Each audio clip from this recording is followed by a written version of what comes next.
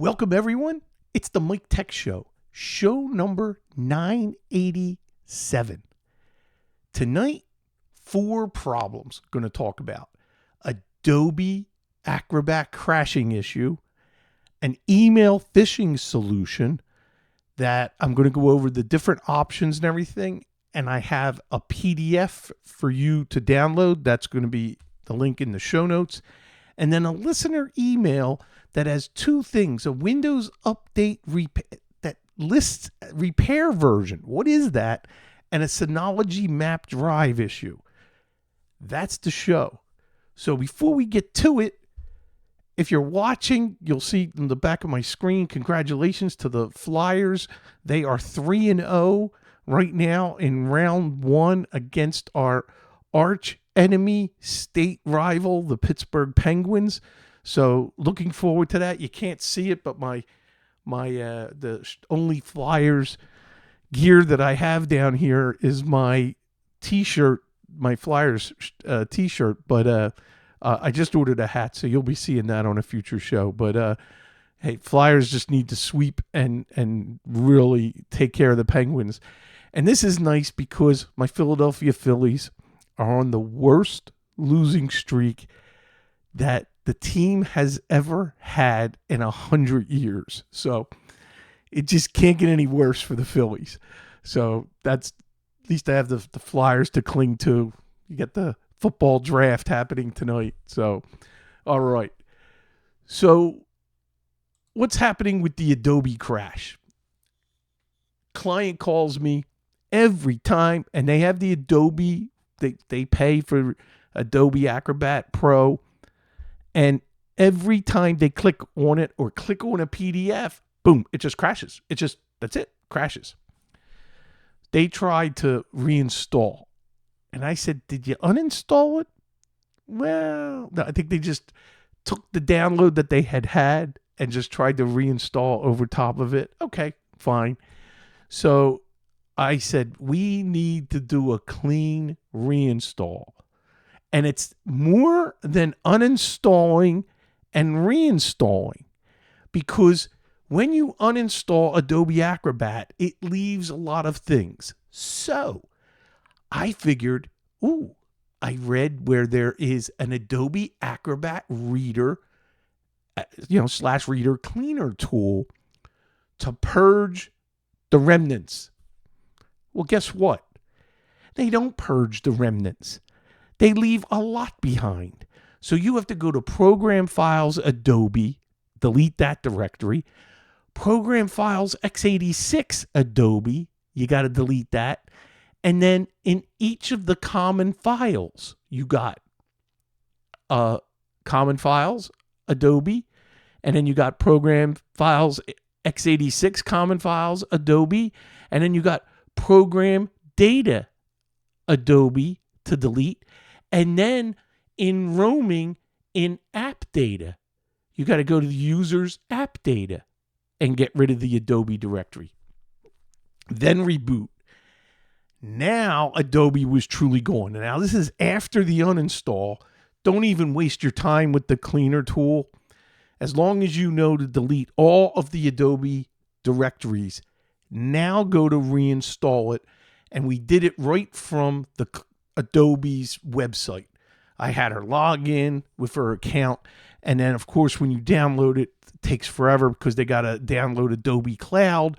And then halfway through the Adobe Cloud, they start installing Adobe Acrobat. It worked perfectly. That was the solution. Oh, by the way, after you're done uninstalling and deleting those directories, do a reboot. So that sounds a lot like after I was done, I should have just downloaded Revo Uninstaller, because Revo Uninstaller looks for all of those remnants behind of the uninstall. So if I give a plug for Revo Uninstaller, and of course get the portable version, so this way it runs right out of the same directory. You know how I love portable versions of all the utilities. So that would be the right way to properly uninstall. It's the same thing when someone has a Chrome issue. You got to get rid of all the remnants of that. So you find a backup of their bookmarks. That's it. I would do extensions, add-ins, everything. I would do that all separate. And that's how I fix Chrome issues. So now, got an email issue with a bunch of clients. This week, I have been overwhelmed with the email phishing scam where it looks like it's coming from the user and they're not compromised. So I'm thinking, what do I do? There's a lot of things to possibly try when I started looking this up. As a matter of fact, I had a conversation with Uncle Marv, and he nailed it right off the top of his head. And he said, you got to make sure SPF, DKIM, and DMARC are set up. And all of the clients that are having the problem does not have all three of them. Now, I got to confirm on one of them. And I just got to make sure the DKIM is there. So what's going on? And I put this in. Email issue. Many of our clients are getting phishing emails that looks like it is from their own email. How can we stop this? Microsoft 365. Now, I got to also make sure that if some of them are coming from SureWeb, I got an issue. I can't do DKIM and DMARC. And you know I've talked about this a lot. So here's what I did with Perplexity Pro. When I entered that, gave me multiple pages here to review. And what I decided to do was make it a PDF exactly from Perplexity. And that's what you're going to download. That's the single link for tonight's show, even though I got more problems to discuss, is this PDF that I am referring to right now. And it said you need to you need to tighten up email authentication. And with SPF, DKIM, DMARC, I read that and I'm like, man, right out of Marv's mouth the minute I had mentioned that, because we're now working on not just the new phone system that's now been pushed for a week. It was supposed to be today, but the client had to push that. But we're working on a few quotes and things for a couple projects with another client of mine. So we love working with Marv. Well, anyway, you have to enable and raise anti-spoofing, anti-phishing protection in Microsoft 365. Plus, add a couple of targeted mail flow rules for mail from myself scenarios. So here is a concrete admin level checklist you can roll out tenant wide. So that's why I figured this is great for everybody. So SPF, they give an example. So this is to fix the root cause of authentication. I'm not going to go through that. This PDF takes you through all three of them. Turn on and harden Microsoft 365 anti-spoofing, anti-phishing. Microsoft 365 has built-in spoof intelligence and domain impersonation protection, but a lot of tenants still run near default settings, which I got to admit, that's a lot of mine. Use preset security policies where possible. In the Defender portal, email and collaboration, policies and rules, threat policies, preset security policies, and applied standard at minimum to all users, strict to high-risk accounts, executives, finance, IT. Then verify anti-phishing and anti-spoofing settings. And it goes over here in Defender portal, all the settings that you need to go through. Now, add a targeted mail flow rule for email from myself to specifically nail the I got a phishing email from my own address complaint. A simple transport rule helps, especially when you're tightening DMARC. and you go into the Exchange Admin Center, mail flow, rules, new rules, and then you have the sender domain, and you put the domain. Sender is outside the organization, or message is not authenticated. It fails the DMARC SPF, depending on what's available in our build. And then an optional extra where the message is identified as spam and phish. It keeps it real internal mail safe. So that's a great idea. If he's sending himself an email from inside the organization, or he or she, whoever the user is, it's going to get through. But if it's outside the organization, it's going to get blocked. And I'm like, okay, this is how we hit this. And I just couldn't think of the solution. And I would have spent hours and hours trying to figure this out. And here in a minute, I got this PDF describing everything. So now, MX routing and connectors. Check the MX routing. Microsoft has been flagging a very specific problem pattern. MX not pointing directly to Microsoft 365 plus complex routing or poorly configured connectors let spoofed messages appear internal. It goes through that. It goes through the connectors. If you ever feel like you've been hacked or there's a problem, check connectors in your admin portal. User training and incident response.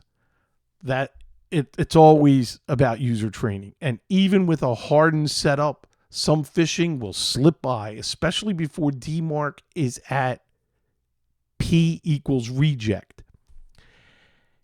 If you study all those three settings, you will understand that for the P variable. Quick minimum viable fix you can do this week. I like this. Confirm SPF is, and there's an example, enable DKIM for all acceptable domains. Add DMARC at P equals none, then move towards quadrant reject, once you've validated flows. Turn on standard strict preset security policies, verifying anti-phishing, anti-spoofing targets. Add a mail flow rule. That is it. That's the PDF. And then on this PDF, there are 15 links that Perplexity used in order to come up with that answer. So anybody that's an email administrator and you are now working with your clients, employees, whoever it is, that's running into email looking like it's coming from themselves, but it's not, tackle this list and you got the answer. All right. So now we're going to get into the only email for tonight. And this is from Bob, longtime listener. He says, I just listened to your latest podcast, 986, where you were talking about Windows updates. That reminded me that on my last Windows update, I noticed there was a Windows 11 25H2, but it said Windows 11 25H2 repair version. And he sent me a screenshot and he ran it and it did find an issue and fixed it. And it literally lists under the updates in Windows 11, Windows 11, comma, version 25H2, comma, and in parentheses, repair version. So I looked that up, Bob, and this is what the answer is. The repair version wording shows up when Windows Update offers a special in-place repair build of 25H2 for systems that may have component store corruption or failed prior attempts. That's pretty cool. It effectively does an in-place reinstall repair of Windows 11 to the 25H2 build, similar to an in-place upgrade, but is designed to preserve your data and installed apps, but better. This is used when normal cumulative feature updates to 25H2 are having trouble, or when Windows detects integrity issues and a repair build can address. Has anyone else seen? I've never seen that. And so, Bob, thank you very, very much for that. And I was able to, when I was searching for that, I was able to discover that solution. I'm like, it's a real thing. And Microsoft pushes it. So that's great. We need the updates to be more intelligent like that. So I was glad to hear that. Well, he's got another problem. So the other thing I wanted to talk to Mike about was my Synology NAS. And I know you have used them in the past and still use them today. But I was wondering if you experienced this with any of them. Sometimes when I connect to it, like a map drive, it takes a little while for it to wake up. It's like it's indexing. But once it's made the connection, then it's fast. It just does this on an initial connection. Do you know if there is a sleep setting that's causing this? Yes, it's actually a hibernation. And if it's doing it to save power or wear and tear on the NAS, yes, it is. I can live with it. So you did nail it. But I got some more things to cover here. So here's what's actually happening. Synology can spin disks down after they've been idle to save power, wear and tear, and the next access has to wait for them to spin back up. Many people see exactly what you describe, and I've seen it.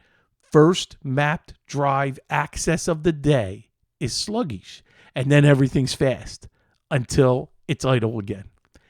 It can feel like indexing, but in most cases, the delay is the drives waking up. Plus, SMB has to renegotiate. So, where you can check the sleep or hibernation setting, log into your DSM control panel, and then on the HDD hibernation tab, check HDD hibernation for internal drives.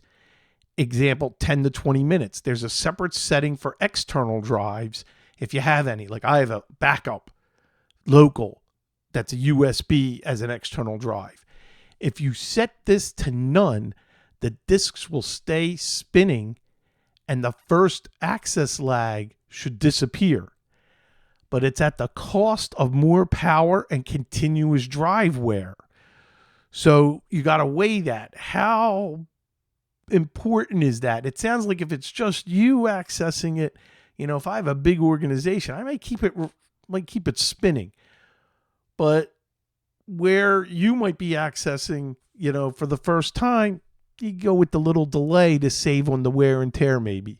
So, and you can experiment by changing the hibernation to none, for a day and then check it out. So, other small things to sanity check. SMB version. Go in the DSM control panel, File Services, SMB Advanced Settings. Set the maximum SMB to SMB3 and the minimum to SMB2. And because SMB1 isn't secure. So keep that in mind. Windows side, make sure the map drive uses the NAS host name IP directly and not a flaky name resolution. So no dead DNS or old IP. And if you run heavy media photo indexing, the very first access after boot or big imports can be slower. But this is more of a background CPU disk load issue than a brief wake-up pause. So if the behavior is just a few seconds of wake-up, after a long idle, and you have solid performance, leaving the disk hibernation on is reasonable. So as you said in your answer. If that's what's happening, maybe you'll leave it alone. But if you ever see the wake up taking close to a minute or failing intermittently, then that's when you start turning and shortening the hibernation timeout or disabling it. And keep in mind, keep checking the disk health on the Synology. So that's my feedback on the Synology. That is it for tonight's show. I started early and I knew I didn't have a long show. I just had 4 problems I wanted to discuss, but keep sending me your feedback in your email, miketechshow@gmail.com. Don't forget to go to miketechshow.com for all info, anything that's happening. I'll put on the website first. Any of the show notes or links will always be there, anything that I talk about. And then, of course, the YouTube video, please subscribe, youtube.com/Michael Smith MTS, and please subscribe for me. I want to get the subscription up as far as we can. So if you're listening but you didn't subscribe, hit that subscribe button. I really appreciate it. That's it for tonight's show. I'll see everybody next week. Have a great, safe week. And I'll see you next week, same time, same channel. Saturday's game 4 for the Flyers. Go Flyers. See you next week. Bye-bye.